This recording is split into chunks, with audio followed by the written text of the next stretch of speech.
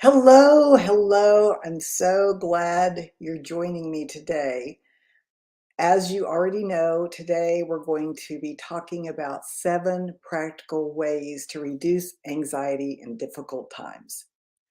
I have a sense that we feel a little bit more anxiety sometimes during the holidays because we're wrapping up the year, getting ready for a new year, dealing with family issues, holiday celebrations, and we've all been exhausted from everything that's going on. So I hope this gives you really practical ways that you can find at least one practical way that you can practice during the holidays into the first of the year.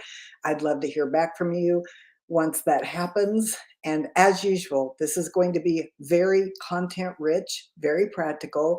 I'm going to give the 7 different ways to reduce anxiety, and I'm going to be checking in between. I'll be checking in to see who's here. So if you don't mind, on the thread, if you'll just type in your name and where you're from, occasionally I'll check in to see if there's any questions.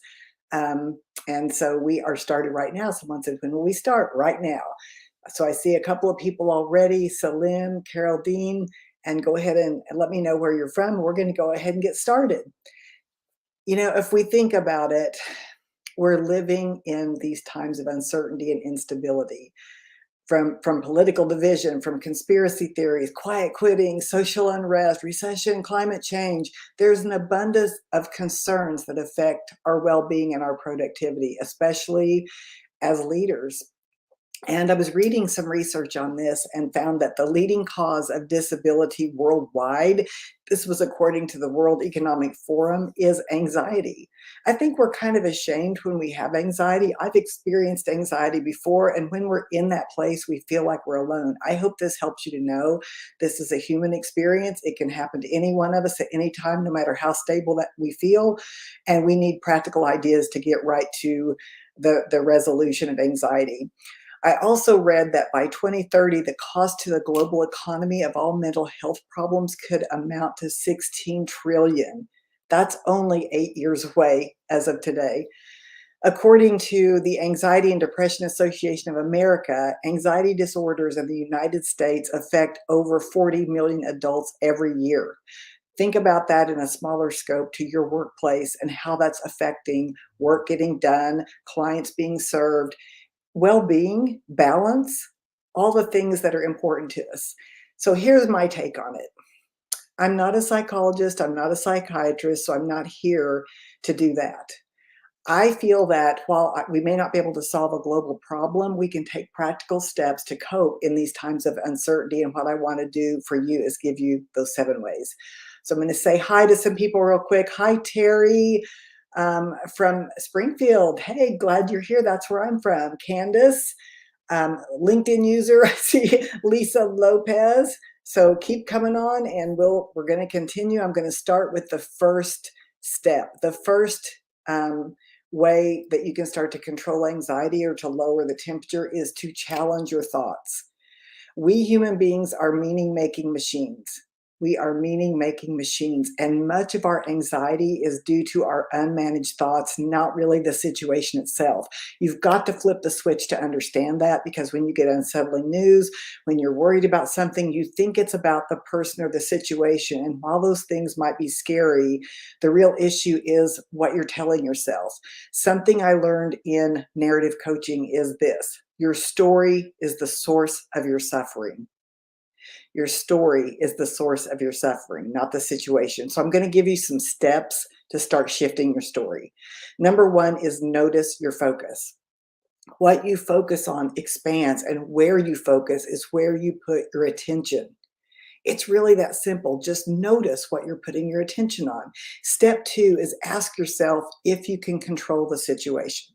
For example, if you get told that you're not as good as you thought you were on some sort of project, what can you do? Can you control it? Can you correct it? Can you make amends? Can you apologize? Can you ask for other resources? If the past is the past, you have to let it go. You can't keep ruminating. You can't blame them. Maybe the expectations weren't clear, but the point is, if you can control the situation, take the next right step. If you can't, you have to learn how to stop thinking about the situation. And so step 3 is say to yourself, when you notice yourself in those thought processes. You want to notice it, and then you can say, oh, okay, that's just a thought. Thank you for sharing. In other words, don't believe everything you think, because just because you believe something does not even mean it's true. So number one is challenge your thoughts. I'm going to check in again. I see, hi, Julie. Hi, Daria from New York. Slim. And again, Terry and Tara, thank you so much for being here. Let's look at number two. Stop ruminating. Stop ruminating. Rumination is defined as engaging in a repetitive negative thought process that loops continually in the mind without end or completion. And this habit of rumination, creates new neuroconnections for the purpose of repetitive thinking. So if you haven't noticed your thoughts, if you haven't challenged them, you're going to go into rumination. So what you're going to have to do is, once again, it is awareness. Become aware of the thought loop. What thought do you keep thinking? Number two, step two, ask a close friend if they notice a theme in your conversations or in your language. Here's what I'm going to tell you. If you are constantly having the same conversations with friends, eventually you're going to lose the friendship if you don't shift the conversation. Nobody wants to be with someone on a hamster wheel with the same stories over and over. And if you're doing that, it means you have something unresolved. So ask, am I repeating myself? Have I talked about this too much? Just start to be aware of how often you're in the conversation talking about your problem for which you see no solution. Step three is to purposely create a new possibility. For example, if you're thinking, oh, my business isn't going to make it, or I'm going to lose my executive position, or we're so misaligned and they're setting me up to fail, think instead, you know what, I've always been creative before. I have resources, I'm resourceful, I'm innovative, and I'm going to figure out a plan. When you start thinking like that, you shift the focus of your brain, and then you start coming up with a plan of action or some steps.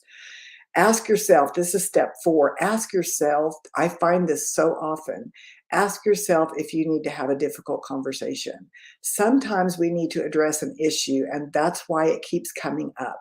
You're avoiding, you're appeasing, you're pretending like it doesn't matter, you're thinking it's all going to get better, and you're looking to the outside circumstance to change. So ask yourself, what am I avoiding? Is there some kind of conversation and I don't know how to have it? Now, if this is you, I have a full process in my book, From Conflict to Courage. It is a blueprint for difficult conversations. Those skills can be used independently. But what I find that keeps people from the conversation so often is not only the fear and sort of the internal game, but they don't have the skill sets. They don't know where to start. They don't know how to stay on track. So if you're having anxiety because you're ruminating over a conversation that needs to happen, you need to learn the skills. You need to learn and practice the skills. It's going to change your experience. And number five is, who would I have to be to keep having this thought? If you're ruminating and if you're in fear and if everything you're doing has to do with risk, of avoiding risk, protecting yourself, this is an identity issue. So you need to ask yourself, who would I have to be to keep having this thought? So this is really an identity issue. I'm going to check in once again, see if there's any questions. I see Claudia from Vancouver, Julie from Denver, and Rolnami. And I'm not sure where you're from, but hey, it's usually a very international audience. So I'm very glad that you're here. And if you like this after today, if you find value, I always welcome you to repost this on your own thread. That helps get the word out. It will be saved up on my YouTube channel as well, so you're welcome to go there if you don't have time to stay for the entire experience today. It's YouTube/Marlene Chisholm, and I just put these LinkedIn Lives there. So now we've talked about challenge your thoughts, stop ruminating, and the third one is to take responsibility for your experience. So decide that no matter what happens or what someone else does, it's your inner experience that belongs to you. So regardless of the facts, regardless of who's at fault, you still have to live inside your mind and your body. So you have to decide that you're going to be responsible for your experience, not for what someone else does. So here's the way to do that. I've got 5 steps. Step 1, separate the facts of what happened to how you feel. Just tear that apart. Here's the facts. Here's the experience of that. Step number two is to notice that blame is always about the past, which takes you out of the power of the present. When you blame others, you unconsciously take on a victim identity without even knowing it. Well, they did this to me, and then they said, and then I went, and then this happened, and then again. If you start thinking like that, if you let your brain have those patterns of thinking, eventually everything will seem to you like it's outside of your control. So you cannot allow yourself to be in that victim identity. You can hear that in your employees sometimes, that it's always everyone else's fault. So you've got to teach responsibility by modeling it. Step three is to stop participating in blame laden conversations. And what that means is that if someone comes to you to gossip about someone else, limit your listening. Your listening should be to help someone solve a problem, resolve that issue with someone else, not to just keep feeding the beast. We do it all the time. We do it to build relationships, but if that person's unable to take a next right step, you've got to cut that off, because blame-laden conversations does not help you. It wastes your time, and it doesn't help the other person to find their power. Step number five is all about power. You ask yourself, what choice do I have now? What choice do I have now? I often say that when you find your choice, you find your power. So if you find yourself blaming, if you find yourself having an experience that feels like it's someone's fault, the way that you take charge of that is to be willing to be responsible for your experience at the event and separate the facts from the feelings. Find your choice, get right back in your power. I'm going to jump on to number four, and then after that, I'll check in to see if there's any ahas, any questions, any best tips so far.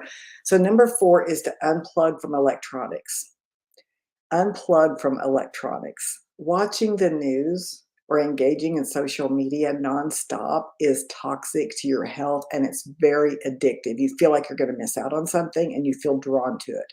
But let's face it, it takes up your time, it wastes your energy, and you could be doing something that would benefit you later.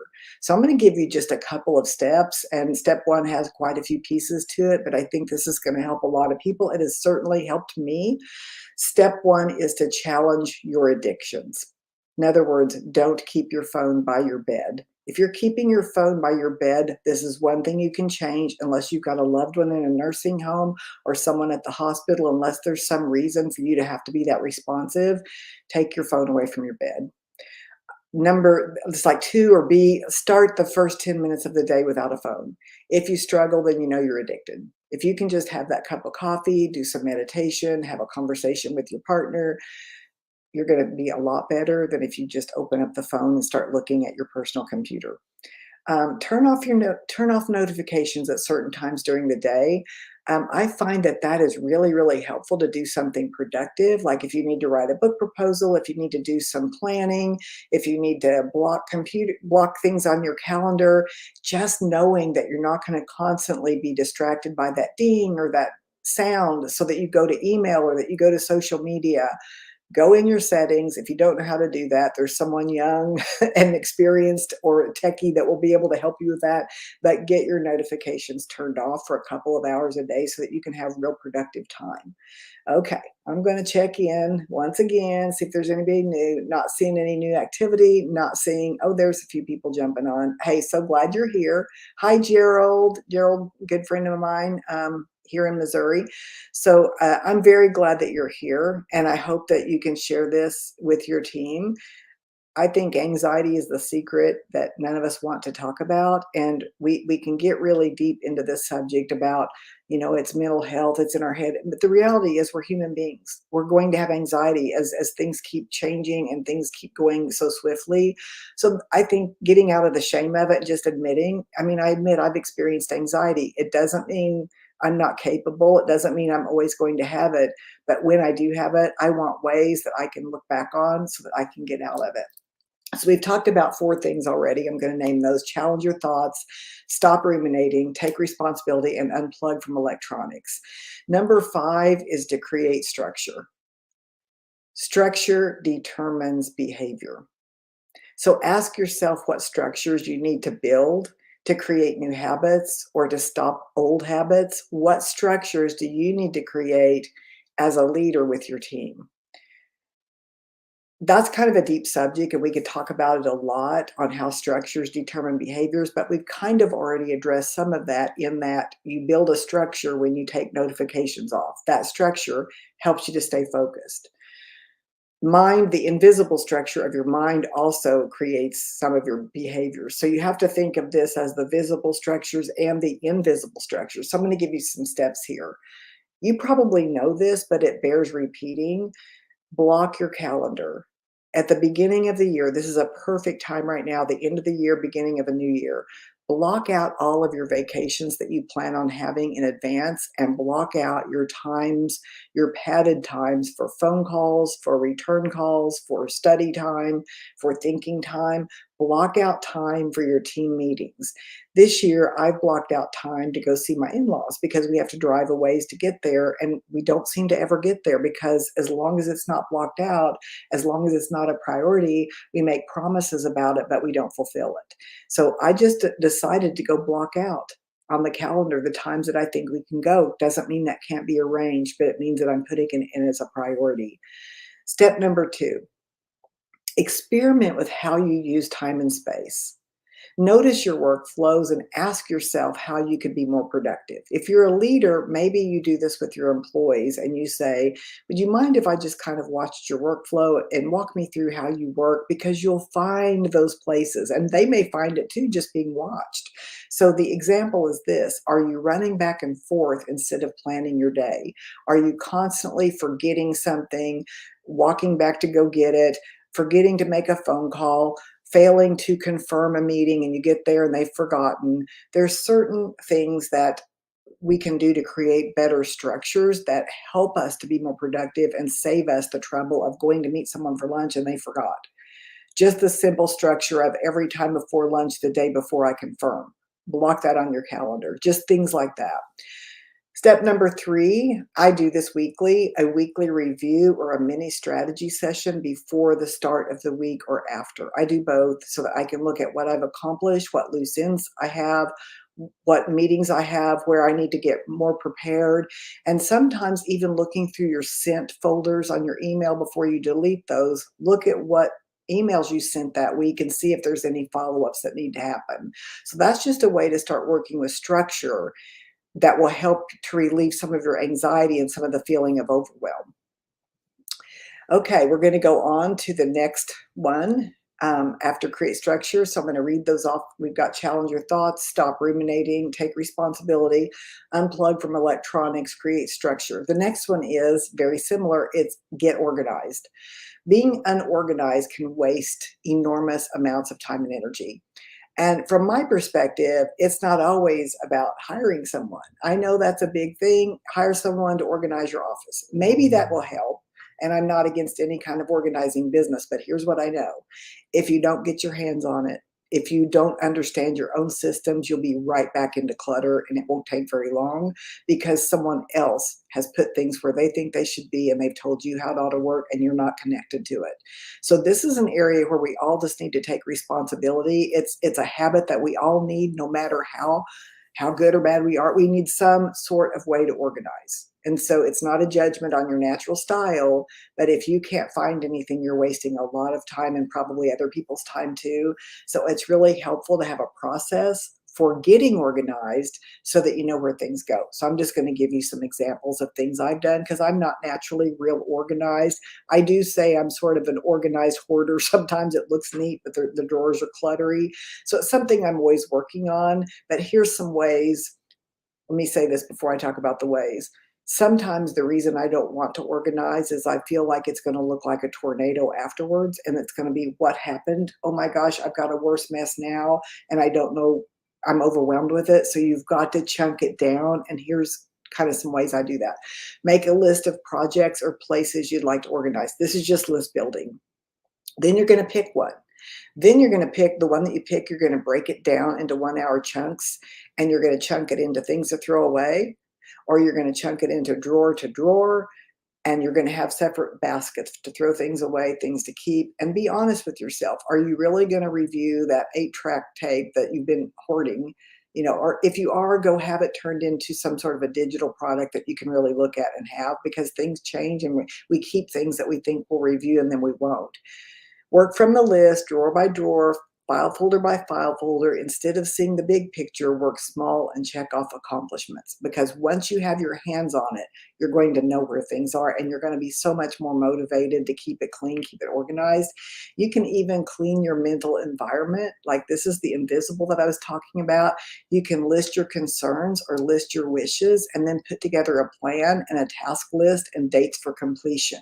It's very much the same kind of process in that you see the big picture, you write it down, you chunk it down, and then you task list it off. There's something that feels really good about following through versus just being in that rumination about how messy things are.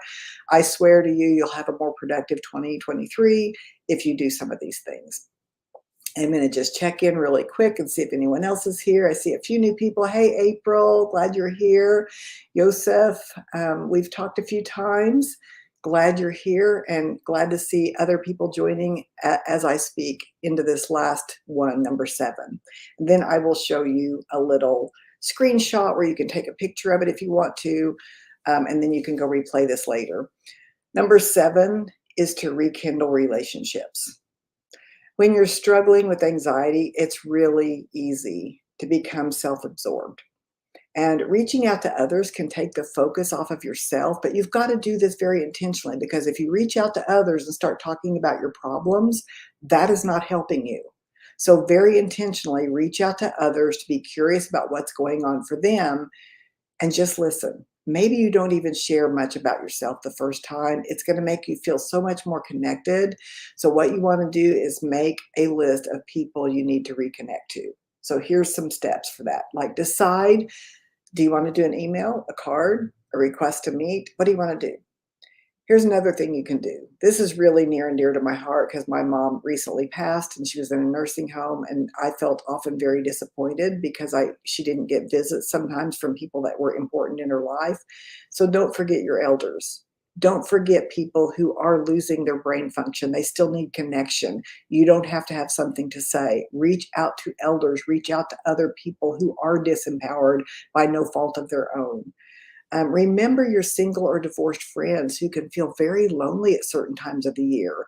Just reaching out and thinking about you, how's it going, what's happening, meeting for coffee, doing a virtual Zoom, just a quick reach out can release some of your own anxiety.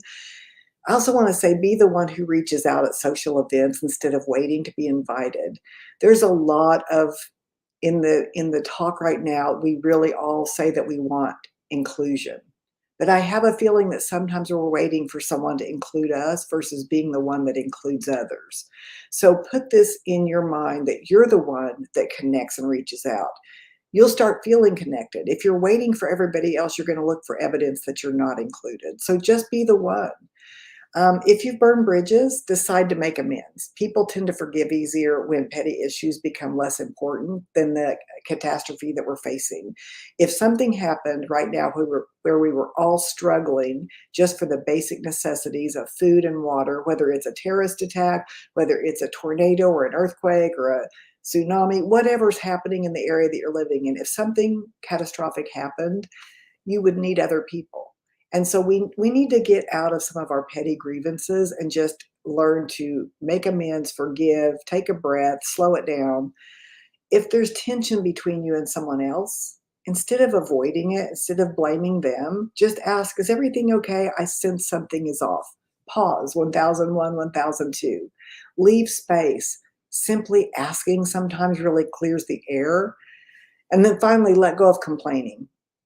Let go of complaining and stop seeing yourself as either inferior or superior. I find, and I found with my clients, that one thing for sure that's going to build better relationships, upwards, downwards, sideways, at every level, is to see every human being as equal in value. We have different roles, we have different titles, we offer different kinds of value in the work that we do or perceived value.